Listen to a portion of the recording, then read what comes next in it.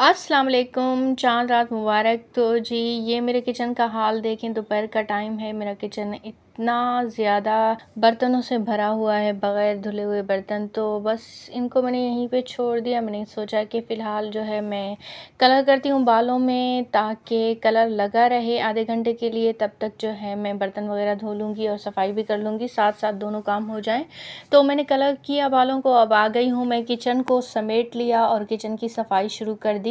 तो किचन को साफ़ करने के बाद फिर मुझे बर्तन भी धोने पड़ेंगे। तो फ़िलहाल जो है किचन की सफाई ज़रूरी है।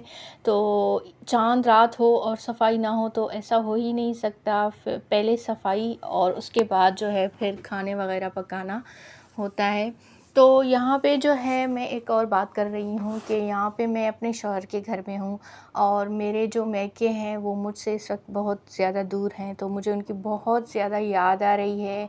तो मुझे ऐसा लग रहा है कि काश मैं भी वहाँ पे होती, साथ में सबके साथ, अपनी बहनों के साथ, अपने माँ-बाप के साथ मिलके ईद मनाती। लेकिन ऐसे बहुत सारे लोग हैं जो कि मेरी तरह दूर हैं, अपने मायकों से ईद मना रही हैं, क्योंकि उनका अपना शौहर, उनके ससुराल और उनके बच्चे भी तो हैं, उनके साथ भी तो ईद मनाना चाहिए।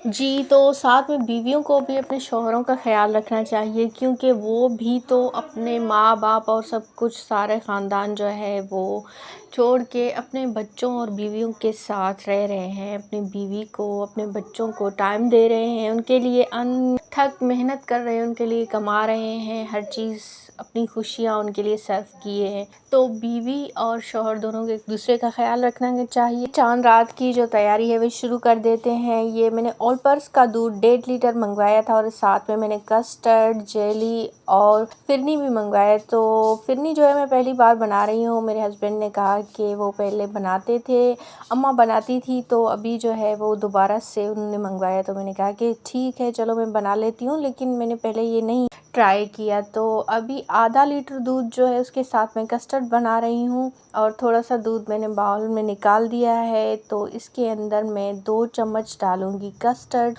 और इसे अच्छी तरह से मैं मिक्स कर दूँगी, क्योंकि अगर मैं 2 चम्मच कस्टर्ड डायरेक्ट मैं दूध के अंदर डालती, उबले हुए या गर्म दूध के अंदर, तो वो वहाँ पे चिपक जाते और अच्छी तरह से हल नहीं हो पाते। तो इसीलिए जो है थोड़ा सा दूध मैंने अलग से निकाल दिया और इसके अंदर 2 चम्मच कस्टर्ड डाल के उसे अच्छी तरह से मिक्स किया। और अब जो है जैसे ही दूध में उबाल आने लगा तो मैंने इसके अंदर 4 चम्मच शुगर यानी चीनी डाल दिया और अब जो है मैं इसके अंदर डाल रही हूँ कस्टर्ड और कस्टर्ड का पेस्ट मैंने डाला इसके अंदर। अब मैं अच्छी तरह से इसे मिक्स कर रही हूँ। बस आसान सा है, इतना मुश्किल नहीं है कस्टर्ड बनाना। बस कस्टर्ड का जो पैकेट है वो बाज़ार से मिल जाता है, सबको ही पता है। और अगर जिसे नहीं मालूम तो साथ में मैं जो है तरीक़ेकार भी वो भी आपके साथ शेयर करती जा रही हूँ।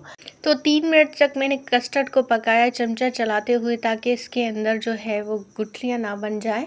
तो अब मैंने इसे निकाल दिया और ठंडा होने के लिए रख दिए, छोड़ दिया। अब मैं बनाऊंगी दूसरी तरफ फिरनी और इसके अलावा जेली।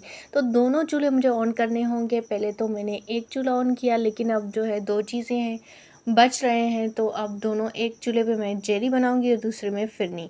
तो इसके लिए जो है मैं 1 लीटर दूध, क्योंकि आधा लीटर दूध तो मैंने इस्तेमाल कर दिया 1.5 लीटर में से, तो अब 1 लीटर दूध मैं डाल रही हूँ देगची के अंदर, जिसे मैंने अभी दोबारा से धो के मैं आई हूँ। दूसरी देगची मेरे पास नहीं है, तो बस इसके अंदर ही मैंने 1 किलो दूध डाल दिया। तो अब इसमें जैसे ही उबाल आने के करीब होगा तो मैं इसके अंदर वो पैकेट फिरनी का डाल दूँगी। बस इसके अंदर ड्राई फ्रूट्स और शुगर ये सब चीज़ें पहले से मौजूद होती हैं, तो इसमें ज़्यादा मेहनत नहीं लगती। और दूसरी तरफ मैंने पैन में 2 कप पानी डाल दिए और साथ में ये है फिरनी का पैकेट, ये मैं अभी खोल रही हूँ। तो बस जैसे ही दूध में उबाल आने को हो तो आप इस पैकेट को डाल दें, ना इसमें चीनी जाएगी और ना कुछ। बस ये है कि आपको 17 मिनट तक इसे आराम से चमचा चलाते हुए पकाना होता है। शुरू में आप वक्फा से चमचा चलाते हैं और उसके बाद जो है आपको बग़ैर वक्फा दिए आपको चमचा चलाना होगा। तो बस इसी तरह से पकाते हैं। लेकिन जेली बहुत ही ज़्यादा ईज़ी है। इसमें 2 कप मैंने पानी डाल दिए। जैसे ही पानी में बबल्स आने लगे